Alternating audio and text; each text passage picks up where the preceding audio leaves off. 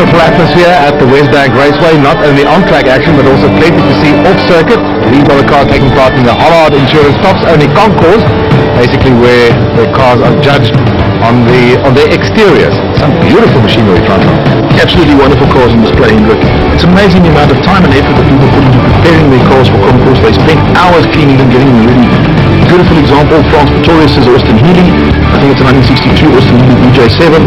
Lovely car, has won the concourse before. And he won that one as well. As we go back to the track action, the Formula Libre race, and the second race for the day. These are single-seater cars that were in action in South Africa basically in the 80s and early 90s. Hendrik, yes, even some more modern cars you find from time to time. You will see there's a Ferrari look-alike over there that is one of the Formula M cars that races with the Formula Libre people.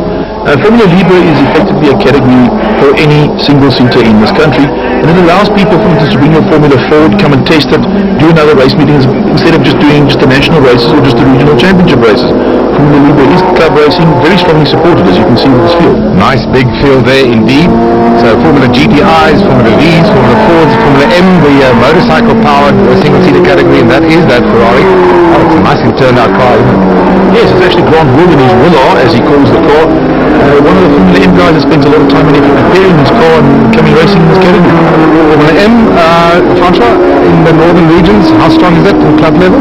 Formula M is quite strong. There's actually a regional championship for it as well, Hendrik. We just saw two of the cars there, one powered by a 600cc motor, one powered by a 400cc. The category is a feeder category to other categories of single-seater racing. The guys start really with young kids in their Class D cars, as they call them, and they, small motorbike engine cars, and then it's an alternative, most probably, to starting to race in quad. And probably quite a lot cheaper also than to run some of the bespoke single-seaters like a Formula Ford or a Formula V or something like that. You can basically build your own car, and the running costs can't be that high. No, the running costs are definitely not that high. The guys have chassis designs. They're prepared to help anybody that wants to come into the formula. You actually find that some of the guys even take a Formula GTI chassis and put motorcycle engines into those, and they end up being a lot quicker than the original Formula GTIs. There we have number 41, the Formula V, also having a very quiet spin there by himself. And once again, that tight corner, the left-hander followed by another right-hander catching him out. And then unfortunately Sean Harrington, car number 123, a Formula Ford, forced to retire with some kind of technical malady. And one can see some of the drivers know their way around the track better than the others. Lots of slipstreaming going on here. Not many of these cars run wings, obviously, but some of them do. Interestingly enough, Hendrik, we have a more modern Formula Ford being chased by an older car. You can see the close racing that these guys have. Formula V over there, sitting closely behind the Willar. Call him old Chips. Old Chips, yes, I suppose, which may be a bit unfair, but... Willard without the D. Yeah. No, he's doing a good job there, keeping the other two behind him. And then we have the leader Chase van Volt in car number 23, just about across the line, I think, and he was the winner of his race. Indeed, Chase van Volt chasing the line there very effectively, ahead of Neil Harrison, Keegan Ward and Rodney Sharman, third and fourth ahead of Grant Will in that famous Willard. Competition is a very broad heading, because this classic car movement caters for things like competition on the racetrack, competition for how well you can restore a car with great torque. Competition is aimed at the perfect, most authentic restoration. So there's heavy competition, but it's usually quite friendly. If you've got a spare part that I need, and it will help me, usually the fraternity helps one another. So it's motoring competition, it's competition for having fun, and above all, preserving the cars. The classic car movement is really very, very strong, because there are lots of people who realize the value and the simplicity of owning and restoring an older car, which you can cope with by simple spare parts and things. It's strong because people are restoring them and enjoying them, and it's not a waste of money. There is a value to it. People enjoy it, and the younger generation are beginning to see that as well. All about originality, Francois. Quite correct. That is where the judges look for the originality of the car. You can see this 911 has all its original stickers in the engine bay. The original part, it is beautiful. The rims are exactly as the day it was built at the factory. Which is exactly why Johan Pienaar took that prize, handed over there by one of the judges. Classic FM's laureate, Morgan. Well, it's therapy. That's why I do it. It keeps takes me off the streets, and it keeps me occupied for 10 hours a day. Preparation, 10 days approximately, and then the week before the event it's 7 hours a day. Certainly a deserved winner there, Francois. Lovely example of a 1972 911T. It's a 2.4 litre engine. Back to the track action now. The Falk Spares historic touring cars for classes E to G, the largest field in action here at Wesbank today. And there's that man, once again, Frans Pretorius in his Austin Healey. But look at the gaggle of cars as they go into turn one. Some very interesting cars in action here. Frans must definitely trying to get away from the rest of the Brat Pack, as these guys are not so affectionately called sometimes. It's very tight racing, even though it's historics, we do from time to time have some contact, unfortunately. Just behind him you can see the Mazda Capella. Cast your mind back to the early 70s. You remember Tony Viana, the guy starting to learn to race those cars. It's absolutely amazing. That little Scirocco also involved there again. That's Sirocco, yes, that car actually belongs to Ian Smith, who's from Revolution Racing, who actually prepares the Lobs Shelby Can-Am cars. Very knowledgeable when it comes to motor racing cars. Not only preparing but also racing. And how can you keep track of what's going on in a big field like this? Let's pick out some other cars. There's a little Cortina and the Volkswagen Buggy. Yeah, you know, that beetle of Harry Lombard's has been around for a long time. He's ended up second or third on the championship before. Runs very, very strong in that car. Obviously had a bit of a problem coming back. And here we have Sean Pierce driving like a maniac. He's the son of Roger Pierce, who's the chairman of Motorsport South Africa. Sean, unfortunately, very, very hard chaser, but loves racing his MGs. I'm not sure why you say unfortunately. It's got something to do with the heritage there. Something like that, we won't go there. As the guy's running through on the straight for the first time over here, field lengthening up a little. There goes Brian Hasty in his mini again.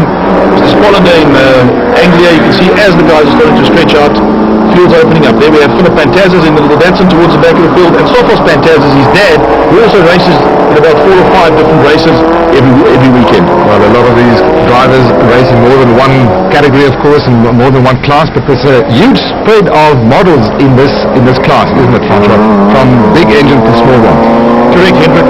The classes are based on lap times. If you do a lap time between X and Y, your car will fall into, a car. So it allows people to run their cars on an equal footing in classes based purely on lap times, not on engine capacity or anything else. That's a very interesting way of distinguishing various cars. Here's a little Anglia coming through on the inside of smoking. That looks like a Chevy Caprice. That is definitely a mid-70s Chevy Caprice. You can see the body roll getting onto the tyre, smoke coming off. And racing in classes like they do, it allows the cars to Anglia to race the big Chevy like that. And as you can see, the guys are getting very, very close to one another. In the background there, another shot of young Darren Lobb, who we saw earlier in the Bourse Challenge. And Darren also racing in his little Fiat in historics. That's the 131. That's the Fiat number 131. A little bit further back in the field, the Alfa Berlina of Tony Deploy as he goes down into turn 1, going a bit wide. You can hear the tyres screeching. The Class G cars, these are actually run on road tyres, Hendrik, and not on race tyres. As you can see, France is coming up to lap the Class G cars now in his Healy. I think that's Joe Suarez up there in his Toyota. This is a tricky part of the circuit as they come off the oval. And you can see Philip Pantazis singing wildly, go on the inside, go on the inside. We've got to keep your wits together in this form of racing, especially when the faster cars start mixing it with the slower ones. But it was Frans Pretorius in his 69 Austin Healey 3-litre that took it from Francois Jacobs, Ian Smith in the Scirocco that we spoke about earlier on ahead of Robert Bosal. Do you own a car that you don't race? Yeah, my wife's Pajero. She won't let me use it. What is this with racing everything and anything that's got 4 wheels on it? You know, I started when I was 50 and I found out I'd missed half my life. So it's a challenge. It's a challenge to be in the top group with the Porsches. I love Healey's, I collect them, and it's a privilege to race Healey's. And the old historic cars, the 911s, the RSRs, the 956, and we've imported a 917 replica. So that's really what I love. And then I obviously have to keep my son honest and race with him on the DSPs as well. Another event taking place off circuit, the Bearing Man Regularity Rally that started and finished at Wesbank Raceway, and Chairman Chris Andrew explains how it all works. Well, we have some 13 events a year, and our events are different to normal rallies which you see on television, where we are on tar roads and the trick, if you like, is that we have to run on time all the time. In other words, the organizer gives us a route schedule, which we have a 100th odometer in the car, which we set it to be exactly correct, and the idea is that we have to stop at marshals at exactly the right time. And come the end of the event is scored, and the person with the lowest score wins overall. Our speeds are set below the national speed limit, so it's very safe, competitive rallying, and we have some 35 to 50 cars per event competing, all older than 1982 models, so we're really trying to encourage the sport of people using their old cars as opposed to leaving them in their garages. Thank you. We certainly are trying to expand. We have some blind navigators competing today, and I do believe that South Africa is the only country in the world which has blind navigators competing. We are also looking at sealed competitors competing. In other words, your odometers are totally sealed, which also makes it very difficult for the competitor. Plus, we have the other development people coming on board, and we have a number of development teams which run in our series too. Certainly a fascinating form of motorsport, one that just about anybody can take part in. Back to the track now, the fine cars, over 10 laps. This is a handicap race, and Francois, maybe we should just explain how the handicap system works. Quite easy, Hendrik. What happens is you go out, you do your qualifying, you get a lap time. Once you have a lap time, you can discuss it with the organizers, decide whether you want to nominate a faster time or not. You're not allowed to nominate a slower time, and then they work out an ideal race time for you based on the number of laps that you would complete, and then the cars start at the intervals based on the time, so they should all theoretically cross the start line at the same moment. And that's why you can see the field starts bunching as the race continues. The faster cars have to catch the slower cars and pass them to win, and it actually becomes very, very tight at sometimes. Absolutely, towards the end of the race, a big bunch of cars, and as you say, theoretically, everybody should cross the line at the end of the race at the same time. Often, in fact, it never works like that. Obviously, this is motorsport, as you never get the opportunity of doing the ideal lap time. Let's have a look at some of these interesting cars in action over here. There's an Alpha, looks like a GTV. Looks like a GTV with a Jag going through over there. Another Ford Capri, Datsun. We've got the Marcus, interesting vehicle to see. We also have Porsches. We have a lady driver by the name of Emil Guest, that actually runs in the series as well. She was the quickest person. She had to start right at the back of the field and actually to try and come right through to win this. Then we have Lars Mellon in his MG just turning into the corner. MGs, Alphas, there's the Jag coming up there, and it's such a nice wide range of cars. And we can actually even see Tony Sack in his 911 right at the back there, also on his way down to turn 1. So now the field's starting to bunch up as they get towards the closing stages of this race.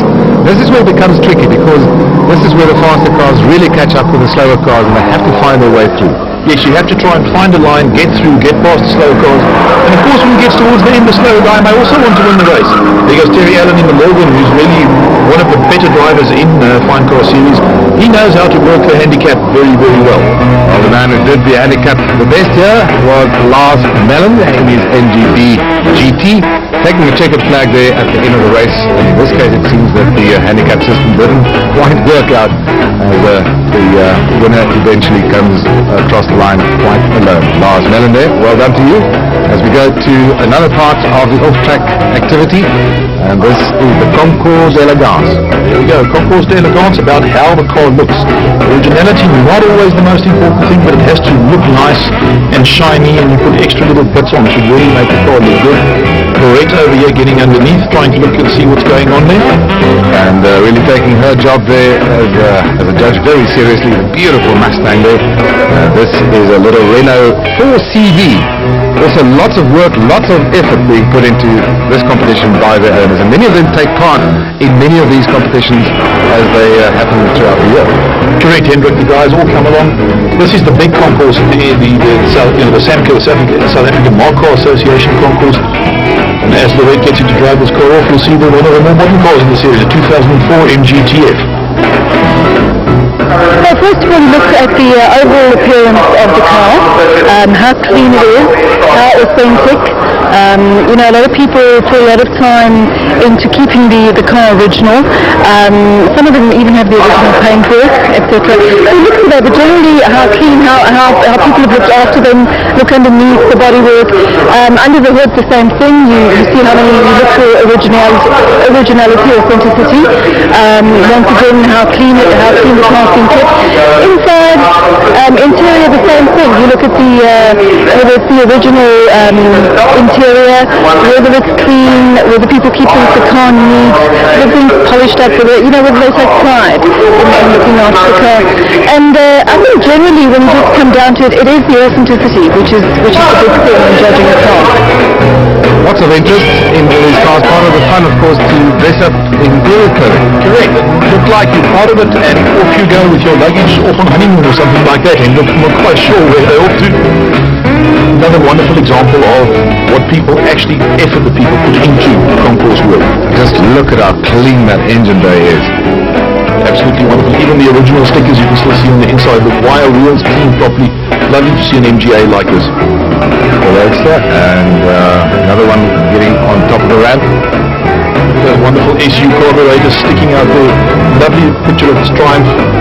And a new addition to the concourse scene, a new import to South Africa, the 1964 Alfa Giulietta Spider of Dawn Manellis. Robert Morgan once again assuming the judging position in front there, taking a look to make sure what it looks like. And this car was the eventual winner. Fantastic performance there as they came through and cleaned up the entire competition. Well done to Dawn Manellis and family for taking that victory. Very sought after trophy in the concourse world. Well done to Dawn and family. No wonder the smiles are all over the place. They'll have lots to talk about in the next few weeks as we go to the MG Challenge. And another handicap race here as the slower cars get underway first and the faster cars will take off a little bit later and attempt to get to the front. There we go. I think that the MG guys did very well to get a field like this together. Everybody brought their cars out, bring their pride and joy, and come and enjoy themselves on the Sunday of this festival. And here we have Sean Pierce coming down the inside in his racing car. We saw him earlier in the historic races coming up, taking the line through turn 3 over here and trying his damnedest to try and get to the front of this race. Pierce family obviously very deeply involved in the world of MG. Father Roger also involved in the racing and doing all kinds of endurance runs over the years. Anything to do with an MG, you'll find Roger there. He seems to like his British cars. For what reason, Hendrik, I can't understand. Being a Porsche man yourself. Correct, there goes Roger, I think, in his blue MG BB8 at the moment. Closely followed actually by Nick Parrott in what they call the Sebring BB8, the MG race cars that look like that, and they got the name Sebring. Now that is quite a race car, and what Nick decided to do is actually put rather narrow tyres on the car for this race and have some fun so that we can have a couple of MGs out on the field. And as you can see, it is quite clearly a powerful car. But on those narrow tyres, I think he had a bit of a handful.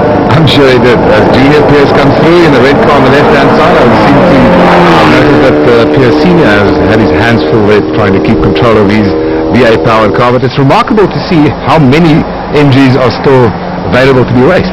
Yes, the guys have a very, very strong club, Hendrik, and they come out and they compete at all levels. I think this is Lars Mellon going through here again, who raced in fine cars. The guys come, they bring their cars, they race them in every one of these races and really take some time out. Some more wonderful machinery in action here. This looks like Stuart Hain. This is a 1980 MGB, and behind him it's Pierre von Houwen, his 1956 MGA. Also a wide range of model years. Correct. I mean, the MG have been a mark that's been around for many years and hopefully will continue into the future based on Rover's current financial crises. Well, it seems like they are being sorted out courtesy of a Chinese company at the moment. We'll have to see and wait and see if that happens. Wait and see what happens. Whilst we're discussing British cars, it seems to be a lot of British car marks are moving into the hands of everybody on continental Europe and further east actually. But as we go, here goes the flag, and the winner was Lars Mellon once again in his 1968 MGB. He did the same in the fine cars. He's having a very good day. Stuart Hain ended up second and Pierre von Hell coming in third. And a little further down, Roger Pierce, president of Motorsport South Africa, finishing in 7th position. Now the Alfa Romeo Trofeo, and this is the one for the L50. Another handicap race. This should be quite action-packed, I would imagine. Quite correct, Hendrik. Handicap race very ably started over there by Clinton Parsons, who's their association chairman.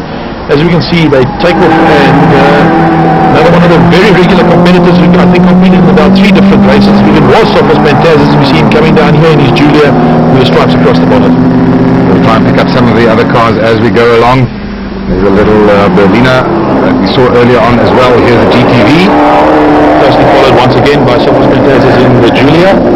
Rex Francis in the red Alfetta GTV. In fact, we go to the battle just ahead of them. It's not the Berliner that we saw earlier on according to the pros. In fact, it's Simon Boiling in 1970 Berliner being chased there by the 84 Alpha Sub of Paul Griffin, also a well-known competitor in these forms of racing.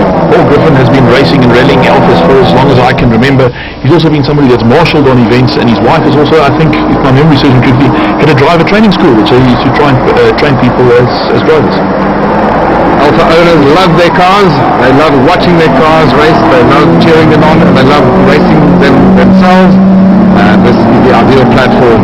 No matter really whether you regard yourself as a proper racing driver or not. If you do have an Alpha somewhere, why don't you come and have some fun when these guys are on track? They often have Alpha days on their own as well, and racing days and just getting together. So lots of fun and camaraderie amongst the Alfa Romeo owners. And the Alfa Romeo Trofeo is actually becoming quite a strong category in regional motorsport. They're a club category, and they're growing with every race meeting. It's just part of what this festival is all about. It's about motoring, it's about the enjoyment of cars, it's about doing what these cars have been designed to do. And even though this is a handicap race, you can see those 3 guys are having quite an interesting race. Once again, here we have the whole gale coming down towards the end, getting towards the end of the race. Once again, car starting to bunch. And we can see it's starting to get a bit tight there. We're actually now starting to race for position. Absolutely, Boyle there on the outside. He's fighting very hard. Trying to get away from Fantastis. Fantastis is sticking with him very, very well, and just be very careful, because here comes Jose Lopez on the 2-liter car key running up the inside. One of the quicker cars, he needs to get through to the front as well. There he goes. Nicely judged there. Very close, but nicely judged, and good driving from both of those drivers. Getting towards the end of the race now, as you say, and this is where they should theoretically all cross the line at the same time. Ain't gonna happen though. No, it's not gonna happen here. Somebody's going to make a mistake somewhere along the line and not be quite as quick. And that's how handicap racing works. Hendrik, sometimes you're lucky and sometimes you're not. One thing to remember, always with handicap racing, there's always a percentage breakout. So if you go that much quicker than your nominated time, you will be excluded. So the guys also have to be careful that they don't break out. But here, Jose Lopez crosses the line first. Thanks to the checkered flag there. We caught a glimpse there of Trevor Tuck, who finished in 3rd position in his 65 Alfa Romeo Giulia. Adrian McCaw finished in 2nd behind Jose Lopez, at a nice and action-packed race in the end. One of the fine aspects of the Classic Car Africa Festival, sponsored by Bosal, reaching out exercise to the Reach for a Dream people, and various teams making their cars available to allow these kids a chance of getting to feel what it's like to go around a racetrack in a proper racing car. Correct. Then we had Vaughan Williams of Williams Racing just putting on a helmet, putting the people in the car, letting them go around. Also a lot of assistance given by the Lotus Register and the Regularity Rally people also. Nice gesture. Lovely gesture. You know, it shows that motorsport does put something back into the community, and we need to do this. Every sport, everybody needs to do this. Give these children something to remember. And for somebody who hasn't been around a racetrack in a competition car, it is certainly a spectacular experience, and the smiles, I think, say it all. Back to the action as we go to the second race in the Porsche 924 Challenge category. And the name says it all of these cars, Porsche 924s. Correct, and then we have the lady racer, Jackie van Breda, who was the person that started first. Her first race meeting, as a matter of fact. Once again, handicap racing, 924 is very, very close handicap racing. There is no breakout percentage in this category. You nominate the time. If you go any quicker than that time, you will be excluded from that race. So it tends to be very close racing, and the guys start very, very quickly after one another. Now the Porsche 924 is regarded by many as the entry-level model. It was built by Porsche as such. It actually had a 2-liter motor which was Audi derived, but it is all Porsche, and the cars at the race here today are very, very well prepared. Some of them very, very quick cars. The one who shot the Bolt entry of Roy Campos is a very, very quick motor car that you have to keep your wits about to stay ahead. And he's clearly making his way through the field there. Talking about the 94, Francois, it is a true Porsche, isn't it? It does have all the handling characteristics of a Porsche, as you would expect. Correct, Hendrik. It is a very well balanced motor car with a gearbox sitting on the rear axle, so the balance of the car is excellent. That's why it actually turns into what the guys call a cheap and cheerful race car, because the cars are available today relatively cheaply. The guys take them, they modify them, and they come racing with them, and they can run these cars on, quite a small budget. The rules in this category do, however, allow modification, so some of the cars are quicker than others, but as it's handicap racing, you have to work hard from the back if you make your car too fast. So you must decide where you're going to race. And what is also true is that the names and reputations of a number of well-known people like Toby Fenter, like Chris Aberdeen, were made in one-make Porsche series racing, such as the 944 Turbos, Turbo Cup racing that we saw in the late 80s and early 90s. Correct, the 944 Turbo Cup days were very heady days in South Africa. There were a lot of very well-known race drivers in this country, Sarah van der Merwe being another one, that actually took part in the Turbo Cup races. And the 924, a person can say, is the forerunner of the 944. It is the same chassis. It has the same layout, and that's why it is a true Porsche, and actually a very well-handling car. And actually quite a beautiful motor car as well. As we get to the end of that race, won by, not surprisingly, Roy Campos, ahead of Sean Grieve and Chris Swart. Correct. Sean Grieve is the championship leader at this point in time, and it appears that he will be going to win this championship this year. Right, time for the final event of the Bosal